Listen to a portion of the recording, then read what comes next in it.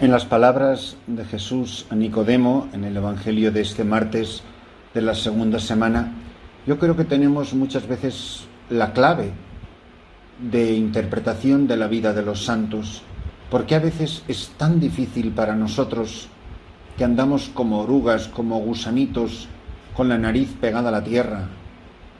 Qué difícil es entender a los santos muchas veces. ¿Por qué sus vidas nos resultan tan incomprensibles, tan contrarias a nuestra lógica puramente humana, infectada del pecado original y de nuestros pecados personales? ¿Por qué los santos no son personas simplemente un poco mejores que nosotros, sino son personas tan radicalmente diferentes de nosotros? Y es lo que dice el Evangelio de San Juan en el capítulo 3, versículo 5. En aquel tiempo dijo Jesús a Nicodemo: tenéis que nacer de nuevo. El viento sopla donde quiere y oyes su ruido, pero no sabes de dónde viene ni a dónde va. Así es todo el que ha nacido del Espíritu. Nicodemo le preguntó: ¿cómo puede suceder eso? Le contestó Jesús: ¿tú eres maestro de Israel y no lo entiendes? En verdad te digo, hablamos de lo que sabemos y damos testimonio de lo que hemos visto, pero no recibís nuestro testimonio.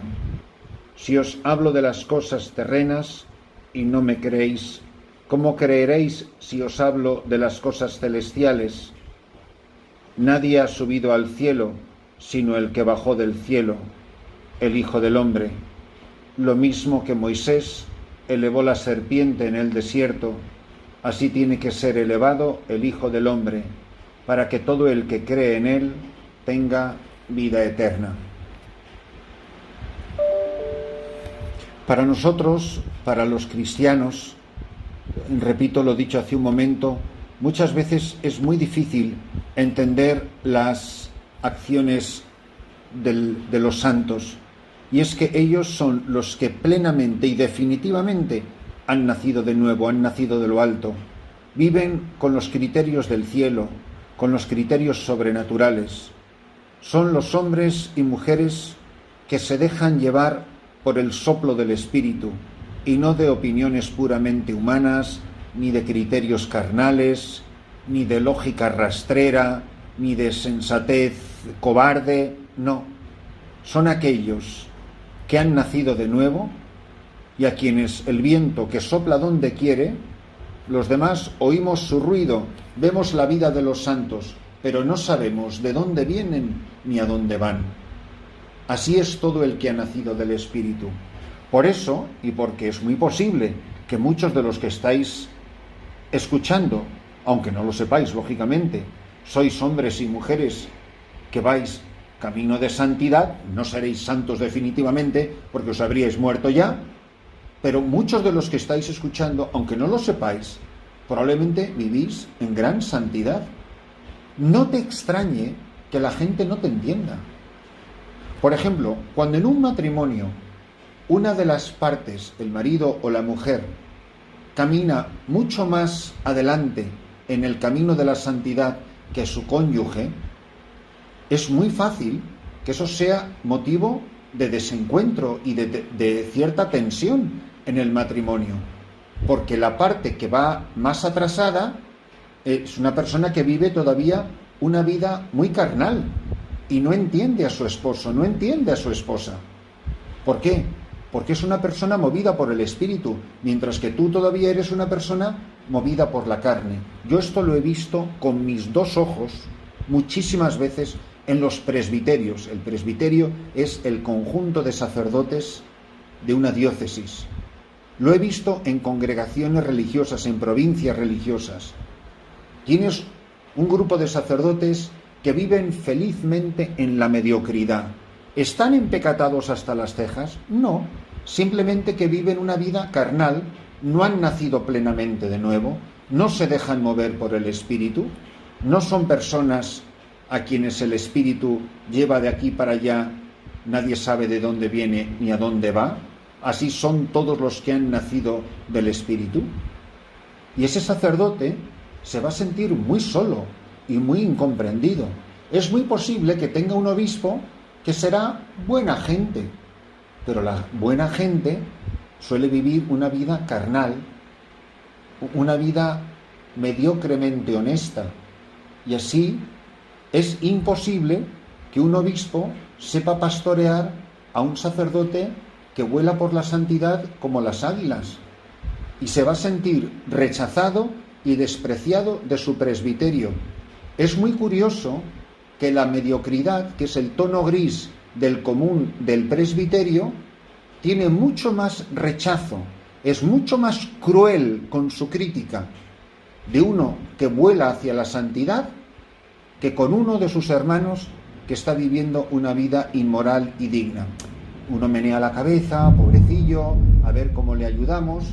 Una actitud condescendiente, pero cariñosa, caritativa, bondadosa con la persona que aspira a la santidad, que se deja mover por el soplo del Espíritu. Por supuesto que nadie entiende al santo, porque nadie sabe de dónde viene ni a dónde va. Pues ¿por qué? Porque vive otro. Y su vida es una acusación. Él no está acusando a nadie. Es que tú te sientes acusado en tu mediocridad por su santidad. Y eso es lo que le pasa a nuestro Señor Jesucristo, completamente incomprendido, hasta que sus discípulos, después de la Pascua, reciben el Espíritu y empiezan a vivir en santidad. Esto pasa en comunidades religiosas. Una hermana quiere tomarse en serio la llamada a la santidad y ha decidido que después de cenar, lo mejor que puede hacer, como dicen las hermanas, para construir comunidad, todas tenemos que sentarnos a ver la televisión. Y esa hermana dice, pues a mí me gustaría irme a hacer más oración a la capilla, al sagrario. Es que estás rompiendo la comunidad. Yo me acuerdo en mi seminario, donde había también bastante mediocridad, cuando don José Rivera nos empezó a proponer que hiciéramos ayuno, pero que lo hiciéramos con obediencia. Pues unos 50 de nosotros que en ese tiempo nos dirigíamos con don José, fuimos a pedirle a don Luis que nos diera permiso para ayunar. Imposible, es un acto de comunidad. Allí nos tenían en el comedor sin comer, viendo a todos comer, y nosotros tratando de hacer un poquito de ayuno, que era lo que pedía en ese tiempo la Cuaresma. Ahora, un seminario que de verdad tenga unos superiores, unos formadores que viven en santidad, es que ellos serían los primeros que estarían ayunando. Pero como ellos comían, y además comían en su comedor especial, con muchísima mejor comida que nosotros, ¿qué ayuno iban a hacer ellos? Y encima te venían unos que comían peor que tú, a llamarte a la puerta de tu Santa Santorum, que era como lo llamábamos, al comedor de los superiores, don Luis, ¿me da permiso para ayunar? No, es un acto de comunidad, vuélvete al comedor. Una cosa tan absurda. Bueno, pues si eso le pasa a un miserable seminarista, imaginar lo que pasa en un presbiterio. Un obispo que vive en santidad va a ser siempre visto con sospecha por sus hermanos del episcopado. Y así todo. Nadie fue más cruel con la Madre Teresa, y esto lo vieron mis ojos, que las superioras generales cuando tenían sus reuniones en Roma. Tomaban unas decisiones, pero luego salía la famosísima Madre Teresa, que también era superiora general, y hablaba a toda la asamblea, y todas las decisiones de ordenación femenina, de todos los disparates que decían esas pobrecitas mujeres, todo caía por tierra. Y es que no la podían ver, no la podían ver. Las religiosas progresistas, las religiosas que se quitaban los hábitos, las religiosas que fumaban, las religiosas que llevaban una vida mundana, las religiosas que vivían en sus apartamentos, las religiosas que tenían sus sueldos. Claro, evidentemente la vida de esta mujer era un cuchillo y al final la crucificaron. Muchas veces con condescendencia, muchas veces como esta monjita de la India, así viejecita, le daba una palmadita en la espalda porque nosotras somos las grandes y listísimas intelectuales. Dejarse mover por el Espíritu no es ninguna broma, mis amigos. Es pagar un precio muy alto. Porque en el fondo dejarse mover por el Espíritu y vivir en gran santidad es vivir en la cruz, vivir crucificado. Y el mediocre huye del esfuerzo y del sacrificio, como el demonio huye de la cruz. Por eso es importantísimo que nos paremos muy mucho a pensar. Primero, ¿yo me estoy dejando llevar por el soplo del Espíritu o pienso según los criterios del mundo y de la carne? Segundo, cuando veo que una persona vive en mucha más santidad que yo, ¿qué produce eso en mí? Admiración, deseo de imitación, crítica, desprecio, autojustificación de que, como decía uno que luego fue obispo auxiliar en Toledo, de don José Rivera, admirable pero no imitable. Pero se puede decir semejante estupidez. Todos los santos, además de admirables, son imitables. Cada uno tendrá que vivir la vida que le ha tocado vivir. Pero claro que los santos están para ser imitados. De ahí viene la imitación de Cristo. Nadie pretende suplantar a Cristo. Pero la vida cristiana consiste en imitar a Cristo, pues en imitar a los perfectos imitadores de Cristo, que son los santos. Pero claro, el que dice no imitable ya se siente perfectamente justificado a vivir plácidamente en su mediocridad. A mí me parece que deberíamos de pararnos a preguntar, primero, ¿yo vivo en mediocridad? ¿Vivo en la carne? ¿O vivo en el espíritu? ¿Me dejo mover por el soplo del espíritu? Segundo, ¿cuál es mi actitud frente a los que viven en la carne? ¿Me adapto a ellos o me dejo mover por el espíritu? ¿Estoy dispuesto a pagar el precio de dejarme mover por el espíritu? Y por último, lo que acabo de decir, si hay personas que viven en mucha más santidad que yo, que gracias a Dios la hay y las conocemos, ¿qué produce eso en mí?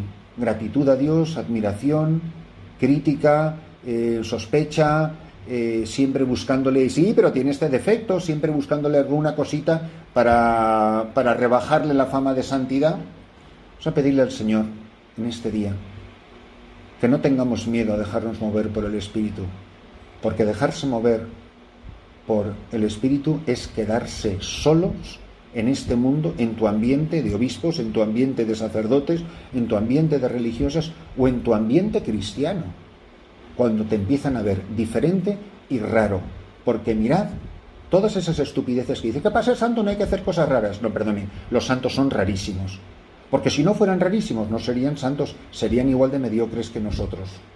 Si los santos no son completamente diferentes de nosotros los mediocres, no son santos. Así que hay que ser raro y hay que ser diferente. Y el que no entiende eso es que no se ha leído jamás la biografía de un santo.